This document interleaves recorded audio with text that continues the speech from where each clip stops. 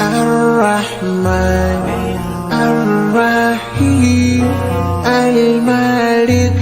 Assalamualaikum warahmatullahi wabarakatuh. Segala puji bagi Allah, ya hanya kepadanya kami memohon pertolongan dan mohon ampunan. Kami berlindung kepada Allah dari kejahatan dan keburukan amalan kami. Kami akan menayangkan video selanjutnya setelah kisah Nabi Lut alaihissalam, yaitu kisah Nabi Ismail alaihissalam yang merupakan anaknya Nabi Ibrahim alaihissalam. Jika ingin melihat kisah Nabi sebelumnya, Anda bisa cek video di channel kami. Tatkala ibu Ismail, yaitu Hajar dan Ismail alaihissalam telah ditinggal pergi oleh Nabi Ibrahim alaihissalam, ternyata bekal yang diberikan kepadanya telah habis, sehingga air susunya pun tidak keluar. Kemudian mulailah Ismail alaihissalam menangis dan meronta-ronta karena kelaparan. Ketika melihat kondisi seperti itu, Hajar tidak kuasa melihat anaknya menangis, sehingga dia pun pergi ke Bukit Safa untuk melihat apakah ada orang atau sesuatu yang bisa menolongnya. Hajar tidak putus asa dengan keadaan yang dialaminya karena dia telah yakin sebelumnya bahwa Allah Ta'ala tidak akan mungkin meninggalkan mereka. Maka ketika Hajar telah naik ke Bukit Safa dan tidak mendapatkan sesuatu, lalu dia turun melewati lembah menuju Bukit Marwah. Ketika telah sampai di Bukit Marwah, dia pun kembali melihat dan mencari orang yang dapat menolongnya, namun dia tidak mendapati seorang pun. Kemudian Hajar pun kembali ke Safa, lalu kemudian kembali ke Marwah bolak-balik dan dia tidak putus asa. Ketika dia telah bolak-balik dari Safa sampai Marwah sebanyak 7 kali mencari pertolongan, Ibnu Abbas menyebutkan bahwa Rasulullah SAW bersabda, "Itulah sa'i yang mesti dilakukan oleh manusia yang berhaji di antara kedua bukit itu." Allah Subhanahu wa Ta'ala memerintahkan seseorang untuk melaksanakan sa'i agar mengenang bagaimana semangatnya, juga tidak putus asa serta tawakalnya ibu Ismail yang tinggi kepada Allah Subhanahu wa Ta'ala. Maka ketika Hajar telah sampai di Bukit Marwah, dia mendengar ada suara. Maka dia pun berkata dalam hatinya memerintahkan dirinya untuk diam. Lalu dia pun berusaha untuk kembali mendengar suara tersebut, dan ternyata dia mendengarnya kembali. Akhirnya Hajar berkata, "Engkau telah memperdengarkan suaramu. Jika engkau bermaksud memberi pertolongan, maka tolonglah." Ternyata suara itu adalah suara malaikat Jibril alaihissalam yang berada di dekat lokasi yang akan keluar Zam-Zam. Lantas Jibril mengais tanah dengan tumitnya, atau katanya dengan sayapnya, hingga air keluar memancar. Ibu Ismail mendatanginya mulai membuat tampungan air dengan tangannya seperti ini, yaitu menciduk air dan memasukkannya ke geribah, sedangkan air terus saja memancar dengan deras setelah diciduk. Ibnu Abbas mengatakan bahwa Rasulullah SAW memberikan komentar tentang perbuatan Hajar yang membendung air Zam-Zam. Rasulullah SAW mengatakan, "Semoga Allah merahmatimu Ummu Ismail. Kalau dia tidak segera menampung air, tentulah air Zam-Zam itu akan menjadi air yang mengalir." Maka kemudian Hajar meminum air Zam-Zam tersebut dan akhirnya dia dapat kembali menyusui Ismail alaihissalam. Ternyata dengan hanya meminum air Zam-Zam, Hajar dapat menyusui Ismail alaihissalam, padahal tidak terdapat makanan apapun. Oleh karenanya Nabi SAW bersabda, air Zam-Zam mempunyai khasiat tergantung niat orang yang meminumnya. Dan juga perkataan Rasulullah SAW ketika mengetahui bahwa Abu Dzar al-Ghifari hanya meminum air Zam-Zam selama sebulan sebagai ganti makanannya sembari menanti kedatangannya. Sesungguhnya air Zam-Zam penuh dengan keberkahan dan lebih mengenyangkan daripada makanan biasa. Maka meskipun tidak ada asupan lain bagi Hajar selain air Zam-Zam, tetapi dia tetap dapat menyusui Ismail alaihissalam. Demikianlah Hajar tinggal bersama Ismail ditemani dengan air Zam-Zam.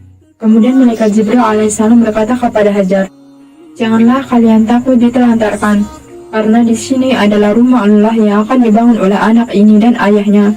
Dan sesungguhnya Allah tidak akan menyia-nyiakan hambanya." Demikianlah Hajar dan Ismail hidup di tempat itu tanpa ada orang lain, sampai suatu ketika datang kabilah Jurhum yang datang dari Yaman yang merupakan Arab Qahtan atau penduduk Arab asli yang melewati Mekah. Tatkala mereka turun ke bagian bawah kota Mekah, mereka mendapati ada burung-burung terbang berputar-putar di sekitar lokasi yang akan dibangun Ka'bah. Mereka pun berkata, "Burung ini pasti berputar karena mengelilingi air. Padahal setahu kita selama ini bahwa di lembah ini tidak ada air." Mereka pun mengirim 1 atau 2 utusan untuk mencari tahu apakah benar ada air. Ternyata mereka benar mendapatkan air, lalu mengabarkan kepada rombongannya. Akhirnya mereka pun mendatangi sumber air Zam-Zam tersebut dan mereka mendapati Hajar bersama Ismail berada di dekat air Zam-Zam. Mereka pun berkata kepada Hajar, "Apakah kamu mengizinkan kami untuk singgah bergabung denganmu di sini?" Ibu Ismail berkata, "Ya boleh, tapi kalian tidak berhak memiliki air." Mereka berkata, "Baiklah." Maka tinggallah kabilah Jurhum tersebut bersama Hajar dan Ismail alaihissalam. Ibnu Abbas menuturkan, ketika para keluarga dari mereka sudah tinggal bersama Hajar dan Ismail sudah beranjak belia, dia belajar berbahasa Arab dari mereka, bahkan menjadi manusia paling berharga dan paling menakjubkan di kalangan mereka. Kemudian Ismail tumbuh menjadi seorang pemuda yang disenangi oleh mereka. Nabi Ibrahim alaihissalam beserta Hajar dan Ismail alaihissalam bukan asli orang Arab. Oleh karenanya disebutkan bahwa mereka belajar bahasa Arab kepada orang asli Arab dari kabilah Jurhum. Para ulama juga mengatakan bahwa orang Arab terbagi atas 3 jenis. Pertama, Al-Arab Al-Ba'idah, yaitu Arab yang sudah punah dan sudah tidak ada keturunannya lagi. Di antaranya adalah kaum Ad dan kaum Thamud. 2. Al-Arab Al-Aribah, yaitu Arab asli yang disebut dengan Arab Yaman atau Arab Qahtan, yang mereka berasal dari Yaman. 3. Al-Arab Al-Musta'ribah, yang secara bahasa kita bermakna Arab yang tidak asli atau Arab campuran, yang kemudian dianggap sebagai orang Arab. Nomor 3 ini merupakan Arabnya keturunan Nabi Ismail alaihissalam, karena Nabi Ismail alaihissalam tinggal di kota Mekah, yang kemudian menikahi seorang wanita dari kabilah Jurhum keturunan Arab Qahtan. Sampai disebutkan dalam sebuah riwayat bahwa Allah menjadikan dia lebih hebat dan lebih fasih dari orang-orang Arab asli. Sebagaimana Nabi Shallallahu Alaihi Wasallam bersabda, orang yang pertama kali Allah bukakan lisannya dengan bahasa Arab yang jelas adalah Ismail, sehingga jadilah bahasa Arabnya Ismail lebih hebat dan lebih fasih dari orang-orang Arab yang lainnya, karena Allah memantapkan bahasa Arab beliau. Sekian dari kisah Nabi Ismail alaihissalam tentang kisah Hajar istri Nabi Ibrahim alaihissalam. Mohon doanya agar kami bisa terus menceritakan semua kisah perjalanan para Nabi dan Rasul Allah SWT. Insyaallah video selanjutnya kami masih membahas tentang Nabi Ibrahim alaihissalam dan Nabi Ismail alaihissalam membangun Baitullah. Demikian dari kami. Jika ada kesalahan baik yang disengaja maupun tidak, kami memohon maaf yang sebesar-besarnya. Karena kesalahan itu pasti dari saya sebagai manusia biasa yang tidak luput dari dosa dan kesalahan, dan segala sesuatu yang benar hanya milik Allah SWT. Jangan lupa subscribe dan nyalakan notifikasi channel kami agar Anda bisa mendapatkan pemberitahuan tentang video terbaru dari kami. Dan juga like dan share agar bermanfaat bagi sesama saudara muslim untuk mengetahui tentang kisah para nabi dan rasul Allah SWT. Semoga Allah SWT menjaga kita semua serta memudahkan segala urusan kita. Jazakumullahu khairan wa barakallahu fiikum. Wassalamualaikum warahmatullahi wabarakatuh.